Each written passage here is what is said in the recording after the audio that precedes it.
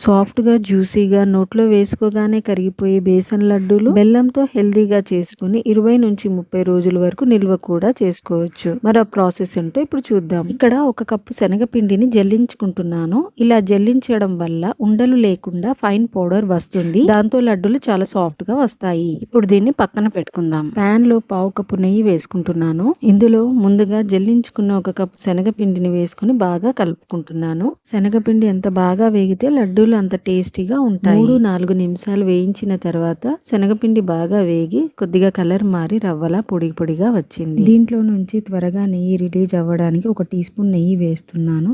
అవసరమైతే ఇంకొక tea spoon వేసుకోవచ్చు. నెయ్యి బదులుగా నూనె కూడా వాడుకోవచ్చు. ఇక్కడ ఇంకొక టీ స్పూన్ నెయ్యి వేస్తున్నాను.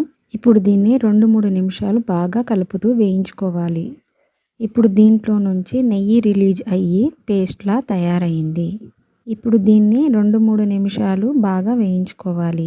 ఇప్పుడు ఇది బాగా వేగి మంచి సువాసన వస్తోంది. స్టవ్ ఆఫ్ చేసి పక్కన పెట్టుకుందాం.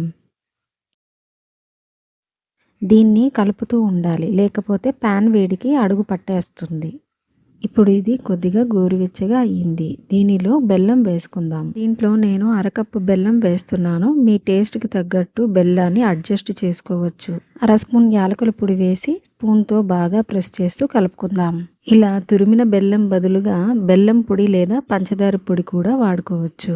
ఇప్పుడు స్పూన్ పక్కన పెట్టి చేత్తో బాగా మెదుపుతూ కలుపుకుందాం. ఇలా చేస్తే బెల్లం బాగా కలుస్తుంది. ఇప్పుడు బెల్లం బాగా కలిసిపోయింది. ఇక లడ్డూలు చుట్టుకుందాం. మీకు కావాలంటే డ్రై ఫ్రూట్స్‌ని డ్రై రోస్ట్ చేసి కూడా వేసుకోవచ్చు.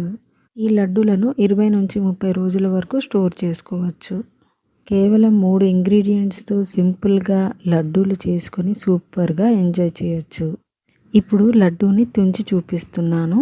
ఎంత బాగా వచ్చాయో చూడండి. చాలా సాఫ్ట్‌గా నోట్లో కరిగిపోయే ఈ లడ్డూలను మీరు కూడా తప్పకుండా ట్రై చేయండి. Thank you for watching.